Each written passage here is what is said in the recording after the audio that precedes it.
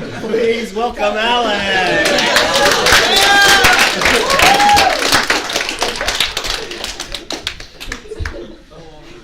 Come on, Alex. Took an L in the first line. Hey, can I begin? Yeah? Alright. The goal of my project is to just keep losing. I've always been really interested in AsCII as an art form. I think it's really unique how you can take the characters and keys on your keyboard and create art with the use of outlining and white space. So when we were told about the Explorations project, I decided I really wanted to try to incorporate this into an animation. And so then I thought about AsCII and what I've seen it used in, and I thought of video games and games like Road. And so I decided I wanted to create a video game with some animations that would use AsCII as the art form. And so going into this, I had to decide first which language I wanted to code in. And so there are a lot of languages to choose from, but I narrowed it down to two, which was Java and Ruby. So they each had their own pros and cons. For Java, it's a very versatile language. You can do a lot of stuff with it. It has libraries, it has a lot of functions, and most solutions to what you need are online through repositories like Stack Overflow. And then for Ruby, I've been coding with it since 4th grade, so I know a pretty large amount of Ruby code, and you can kind of brute force your way through the code, so it wouldn't look too pretty, but you could make the code work. And then for their cons, in Java, I have really limited knowledge and experience, so I would have to spend a lot of time looking up code and trying to find out what functions to use. And for Ruby, it's not quite as sophisticated as Java, so some things would take a lot more inputs to make the code run. And also, it's not as well known, so I might have some obscure problems that I couldn't really solve. And in the end, I decided to go with Ruby just because I have more knowledge in it and I have time constraints with explorations. And so then, first I created a proof of concept video that was just a crab bouncing back and forth on a screen.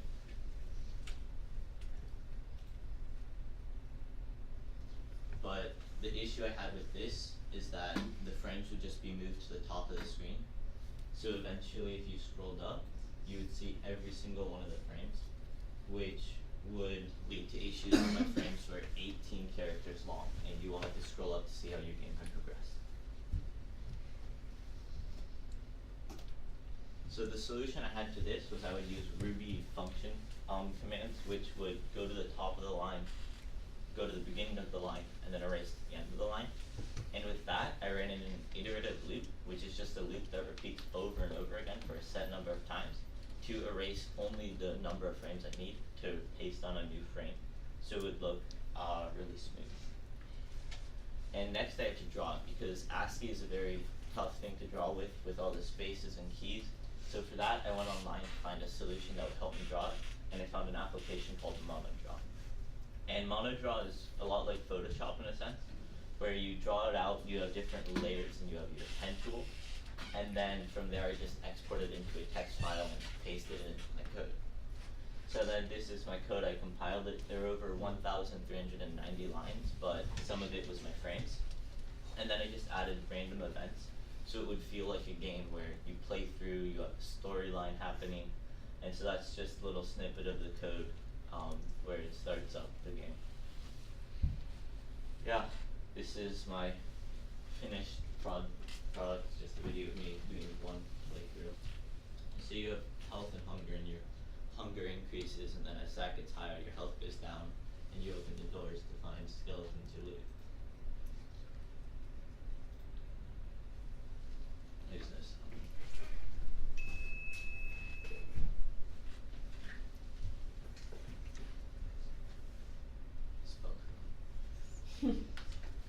So there I defeated the sword. I got loot, I got a band-aid. Here through the right door, there's a skeleton. I attack it, defeats me, I take 20 damage. And it just keeps progressing on like this. It's sort of like a dungeon crawler. So here there's a skeleton. There's a higher chance of fighting the skeleton and get loot. I was defeated, and if you defeat the skeleton, you can get loot. And then it keeps progressing as your hunger goes up and your health goes down over and over until eventually it's game over. And so when the game ends, it'll tell you how many rounds you lasted, and it tells you a random number between 1 and 3, and it says just that many more and you would have been at, then it compiles numbers and tells you how many rounds, which would have rewarded you with the Holy Grail. And so the point of this is you think that this is an actual prize, so you keep playing the game, but you can never actually win it. And so it just makes you keep playing. And yeah, that's all.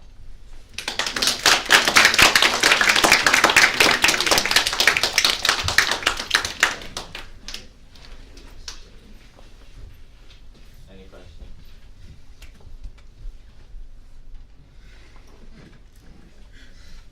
How long did it take you to make? I think I had 2 days left over on the last week of exploration.